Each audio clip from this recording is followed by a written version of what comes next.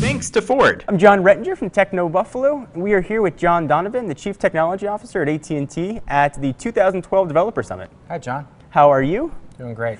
So can you tell us a little bit about what you announced today? Yeah, there were several parts to our announcement that I'm really excited about. For the developers, I think first on an infrastructure basis, we announced a set of tools and capabilities that will make their life simpler. Tools to support how they develop, and a cloud offering that is really the first of its kind, and that it's designed for developers to make it easy, affordable, and very convenient for them to get the infrastructure that supports an application so that they can focus on the end product. We're certainly very excited about that. We talked a little bit about the evolution of our network for 2012. While we're proud of the results of 2011, we wanted to give a glimpse to this group of folks into what we're doing for our network.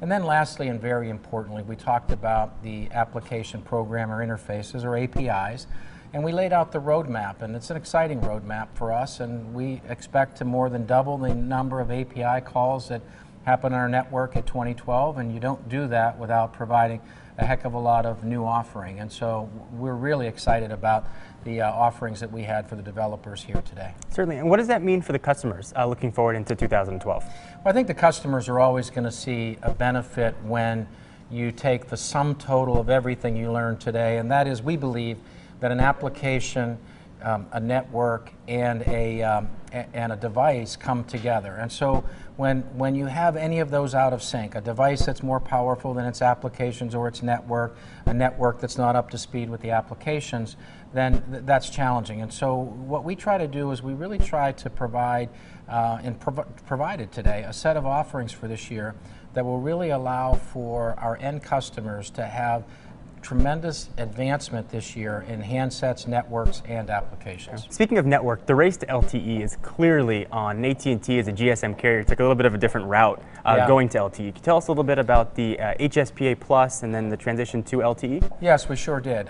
We took a very deliberate path that we felt would be in the best interest of the consumers and the right path for us on an investment basis. And what we've been able to do is provide really a seamless experience. If you look at the HSPA Plus dimension of our 4G network, as we build out our LTE footprint, we're going to have a wonderful experience whether you're in that LTE footprint or when you're roaming outside it. You're going to end up being on our network at a very fast speed. So the transition from being in a 4G LTE to a 4G HSPA Plus, the end user is still going to have incredibly fast speeds. Well, I think for 2012, it will almost be, we can say it'll be seamless, but I think it'll almost be invisible in that most of the applications are going to work extremely well, and because of how we've engineered the network to hand between them, we think that from a customer's perspective, they're going to see a great 4G network, and whether that's on the LTE technology or whether that's on the HSPA Plus technology. We are here with Jeff Bradley, Senior Vice President of Devices. Thank you for taking the time to speak to us. My pleasure. Tell us a little bit about what you announced today.